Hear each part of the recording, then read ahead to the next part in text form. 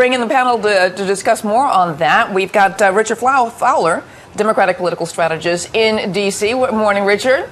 Morning. It's good to see you again, Lauren. Great. And we have Sue Kelly here in our studio, the former New York Congresswoman. Good to see you again.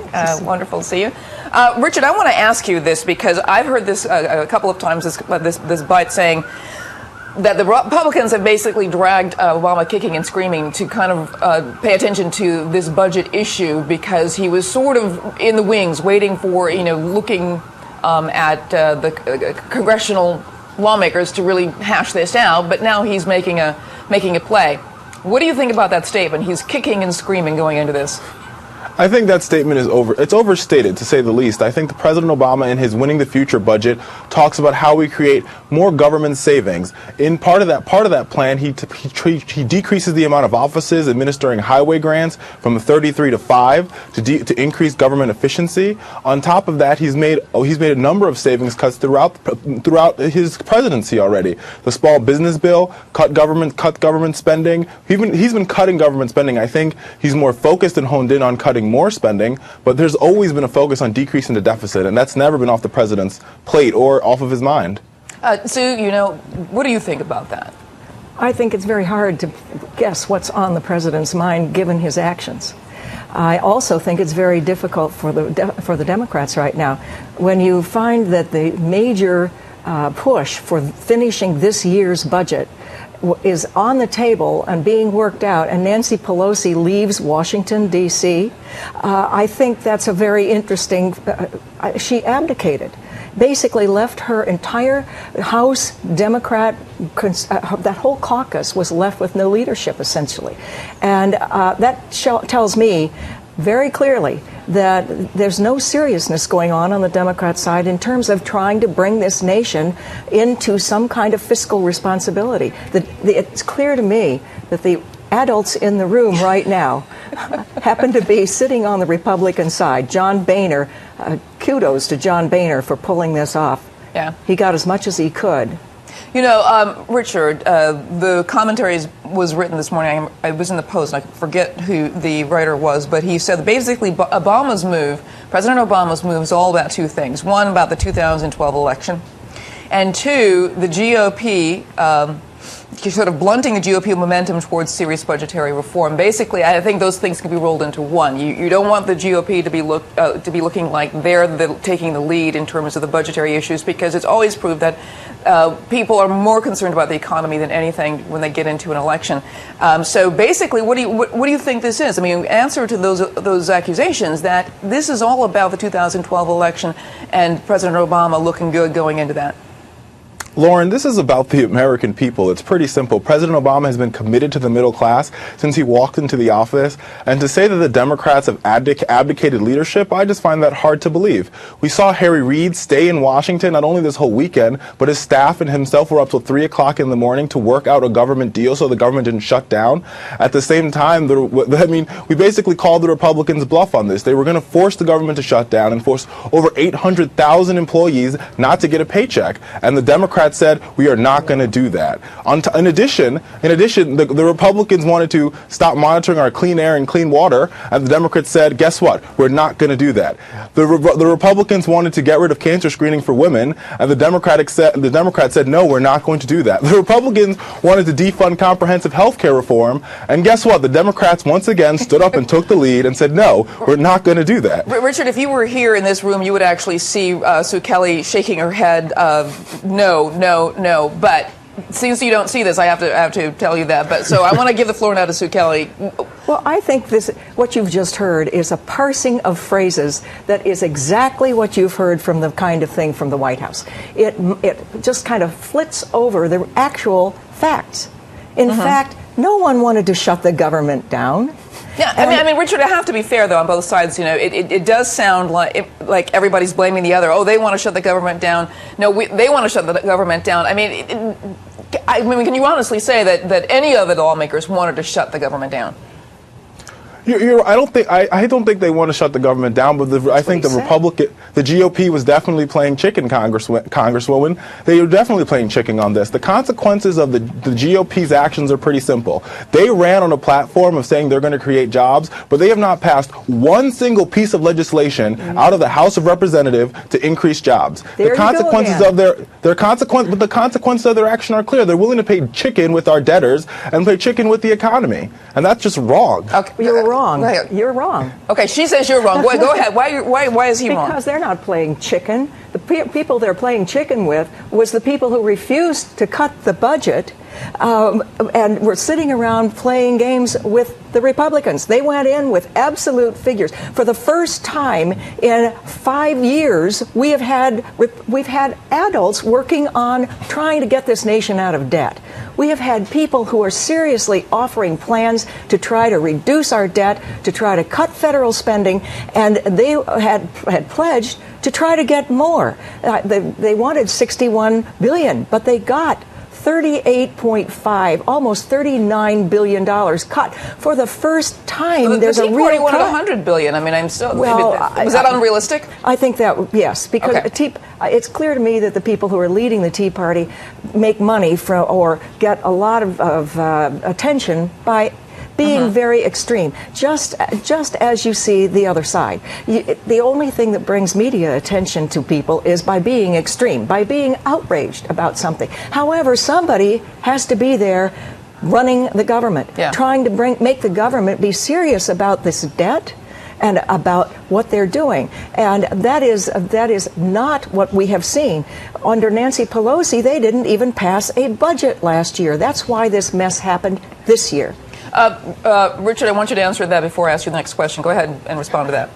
Thank you, Congresswoman. You're indeed right. You're indeed correct. We need people that are going to responsibly run the government, and that's exactly what we've seen from the Obama administration and the democratically led Senate. They've run the government. They not only did they bring the economy back. When Barack Obama took over the economy, we had negative 6% GDP growth. In the past 3 quarters, we've seen an increase in the GDP. We've seen a decrease in the job numbers. Our economy is growing and moving in the right direction, and now that's what I call real leadership. Gee, does that mean that our gasoline prices are $1.89 or $1.86, which the average was when Obama took over? Have you driven a car recently and filled the gas tank? I don't think Obama has done anything except spend a huge amount of money, drive this nation much more deeply into debt, and refuse to negotiate honestly and openly. I'm looking forward to seeing what he has to say on Wednesday. I don't think it's going to be specifics. I think it's going to be a lot of glittering generalities that he hopes the press will pick up and flog. Richard, and I want you to answer that because that has been one of the criticisms about what the president will do. I mean, he's a very, very good speech maker. He's a very good campaigner, and he's very good at platitudes. But the criticism, of course, has been, is this going to be about a salve for an issue, or are we going to actually see hard and fast answers to the problem? Look, Lauren, it's pretty simple. I think what we're going to see from the president is we're going to see clear leadership. Every American family is hurting. There's no family left unscathed from the fact that there's debt in our country, and it's hurting the kitchen table. And the president's concerned about the kitchen table, and he's concerned about the middle class. And I think what you're going to see in the president's speech on Wednesday is how we make our government more efficient. I think David Plouffe said it pretty clearly yesterday. Nothing is left off the table. In our budget debate, we're talking about everything. We're talking about defense. We're talking about discretionary spending. And the contrast is in the Republicans debate, they're only talking about discretionary spending, when we have a lot of waste happening at the Pentagon where we can make significant cuts. And that is what the president's going to talk about, how we make our economy work. Can I ask you a question? Because one of the things you talked about that David Plouffe, is it Plouffe? Plouffe said that, unlike the Republicans, the Democrats are going to go at this with a scalpel and not a machete. So my question is, if you go after it with a scalpel, are you going to look at things like the $250,000 income tax level? This is the cutoff point. Anything above that they call the rich. But are you going to look at that and say, now, $250,000 is not the same in California or in New York as it is in Minnesota or in Iowa, and also $250,000 for an individual income as opposed to a business income, a personal small business income. Or are they going to get that specific? If you're going to be saying things like, we're going to use a scalpel, can you use a scalpel in terms of looking at just that issue? I think you can use a scalpel in looking at just that issue. At the end of the day, George W. Bush passed a tax cut that we could not afford. President Obama extended it in December because we had to keep our economy moving. But it's time to go back to the table and look at how we can decrease spending and also increase revenue. And the fact that America's the 1% of America's wealthiest people are getting the biggest tax breaks, that's a problem. And we have to begin to correct that. I don't think includes $250,000 people who make $250,000. When you say 1%, how much are those 1% actually making? That's the issue. We can say 1% and then we say $250,000 and it sounds like you're saying the same thing, but they're not the same thing. I think you're right. I think at the end of the day, we're talking about those who make the $250,000 mark and those people that make above that. We have companies like the General Electric and Bank of America that paid $0 in taxes these past 2 years, and that has to change. We have to be more responsible. We have to begin to share the sacrifice across the country. You cannot want to cut Pell Grants and cut WIC payments, and at the same time, give tax cuts to the rich who are already rich. Okay, but the middle is a big place. And the reason why they call it a middle is like a bell curve. It's like, the big middle. And the middle class is $250,000 in New York. Now, that's an issue that I think Obama, with his scalpel, should be concerned about. I'm just using this as an example. What do you think? Oh, I think you're right. I agree with you a lot, Lauren, on this. I think we have to be very precise on how we make these tax cuts. I think what the White House is trying to do is they're trying to find a good number to work with that they think is sort of across the board that they will be able to survive a small tax increase. Mm-hmm. And I think that's what you're beginning to see from the White House on how we find a way to fund our government and also increase revenues and repeal some of these unpaid for Bush tax cuts. Okay, Sue, go ahead. I know you've been. I'm really sick and tired of the Obama administration blaming the Bush administration for what's happened under Obama. He's been in office now for more than 2 years. It's not the Bush administration's fault. He spent so much more money than the nation took in. All they've done is sit around and blame Bush for, oh my goodness, everything that's gone wrong. But they haven't attacked the problem, and the problem really is, and Lauren, you're right on, $250,000 is not above that and that level. That's not rich. What you're talking about is Joe's garage. He's making a reasonable amount of money. He files his income tax, and he's made out of his business and his personal taxes because they're intermixed in small businesses, the way people file often. That $250,000, if he has to pay more tax, means he's not going to hire anybody more. He is not going to expand his business. He's not going to invest in equipment. That is a significantly low amount, and that will hurt the economy. You have to stop talking about taxing the Republicans' tax cuts for the rich. What the Republicans are trying to do is put in a scale of tax cuts that will actually let the economy grow, help people have enough money they feel that they can actually have some discretionary spending instead of having to spend so much of their money paying their mortgages, their taxes, and a few things that are essential.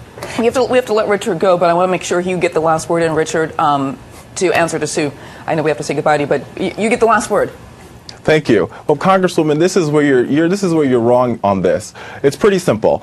The tax policy that you're talking about, where we're helping the rich, is a tax policy that was created under George W. Bush. That was a tax policy that got us into the recession that we're in, or that ended a few months ago.